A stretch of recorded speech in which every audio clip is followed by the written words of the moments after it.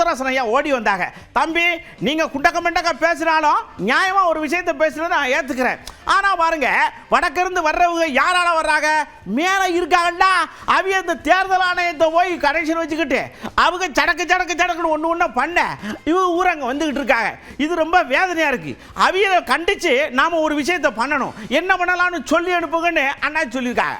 நம்முடைய அரசியலமைப்பு சட்டம் நாடு எப்படி செயல்பட வேண்டும் என்பதற்கான முறையில் பல்வேறு அமைப்புகளை உருவாக்கி இருக்கிறது. அப்படி உருவாக்கப்பட்ட அமைப்பில் ஒரு அமைப்பு தேர்தல் ஆணையம்.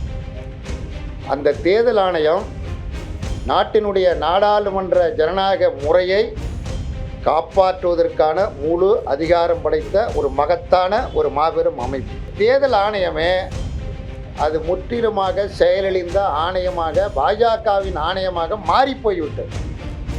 அதனுடைய விளைவாக பாரதிய ஜனதா கட்சி என்ன உத்தரவிடுகிறதோ அந்த உத்தரவை நிறைவேற்றுகிற அடிமை அமைப்பாக தேர்தல் ஆணையம் மாறியிருப்பது என்பது ஜனநாயகத்திற்கு மிகப்பெரிய தீங்காகும். சாதாரண விஷயம் அல்லது மிகப்பெரிய தீங்கு.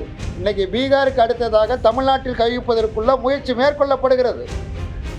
தமிழ்நாட்டிலேயும் பீகாரில் செய்ததை போல இங்கேயும் செய்து இங்குள்ள வாக்காளர்களை யாரை நீக்கிறாங்க?